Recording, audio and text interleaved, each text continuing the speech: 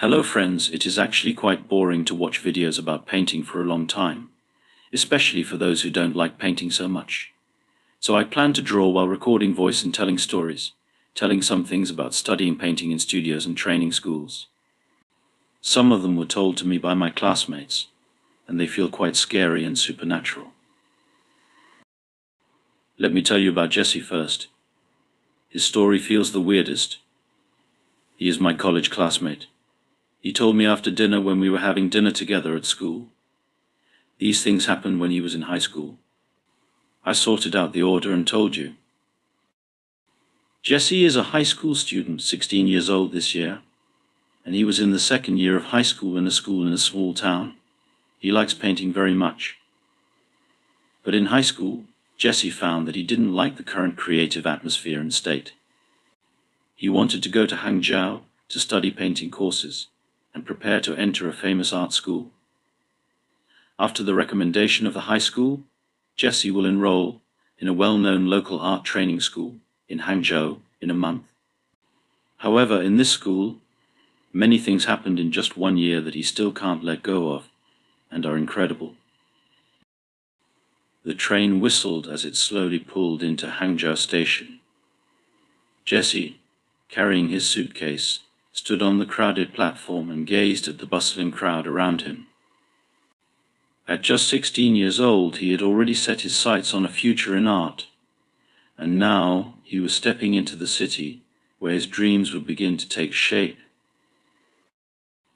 At the station exit, a middle-aged man holding a sign with Jesse written on it waited for him. This was Mr.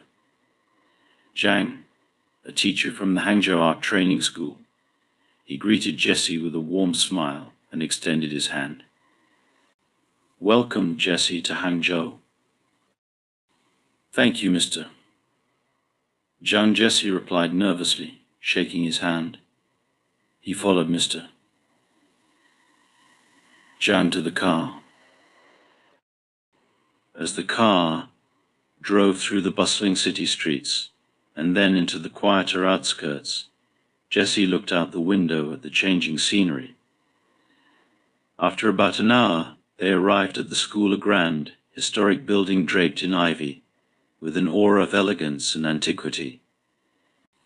The scent of blooming flowers and fresh grass filled the air. "This is your dormitory, Mr.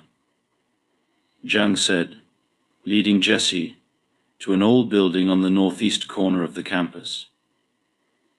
The building was somewhat isolated, and the area around it was shrouded in shadow from the dense forest beyond the school's walls. "Your roommate is Neo. He's also one of our talented students, Mr. Zhang said, opening the door to a modestly decorated room. The walls were adorned with a few student paintings, and the view from the window revealed a thick forest, dark and foreboding. "It's a bit secluded here, but it's a quiet place for creating art, Mr. Zhang explained, trying to reassure Jesse.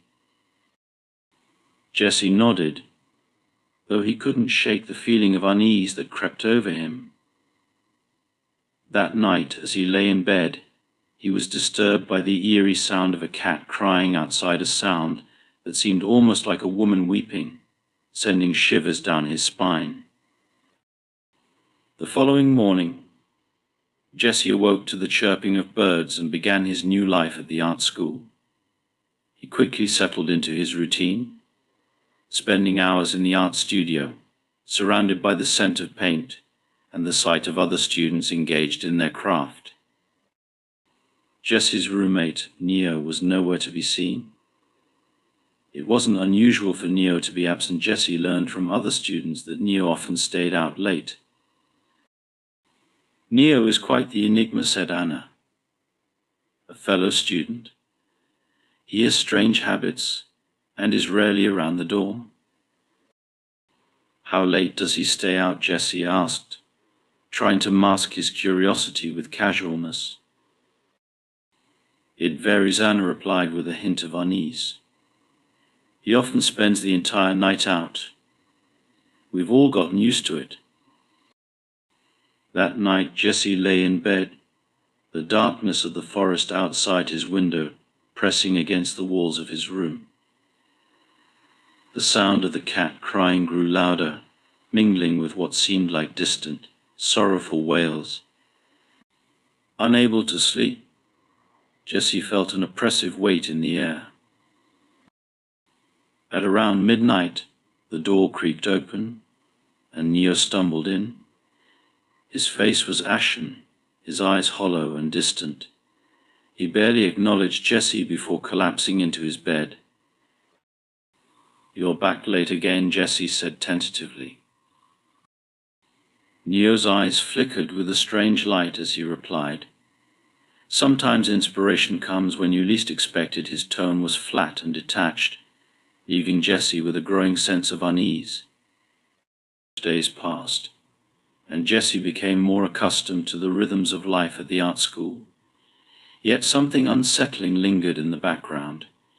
He could not shake the feeling that there was something wrong, especially with Neo's increasingly erratic behavior. One afternoon, as Jesse worked diligently on a landscape painting, he was struck by an odd feeling. He took a break and left the studio, only to return to find his completed painting turned into a blank canvas. The vibrant scene he had worked so hard on was gone, erased as if it had never existed. "This can't be happening," Jesse muttered to himself, staring at the empty canvas. He frantically checked his painting materials, but there was no sign of what had happened to his work. The loss of the painting cost him a significant portion of his grade for the assignment, and Zhang Lushi reprimanded him in front of the class. "Jesse, you must take your work seriously," Zhang Lushi said sternly. "Art requires dedication and discipline." Jesse's frustration was compounded by the mysterious disappearance of his artwork, and he couldn't shake the feeling that something malevolent was at play. He glanced at Neo, who was still as inscrutable as ever, and wondered if Neo had any role in the strange events unfolding around him. As the days turned into weeks, Neo's behavior grew even more bizarre. He began to disappear for longer periods, and his increasingly odd behavior became a source of concern. Friends, if you want to know what happens next, see you in the next video.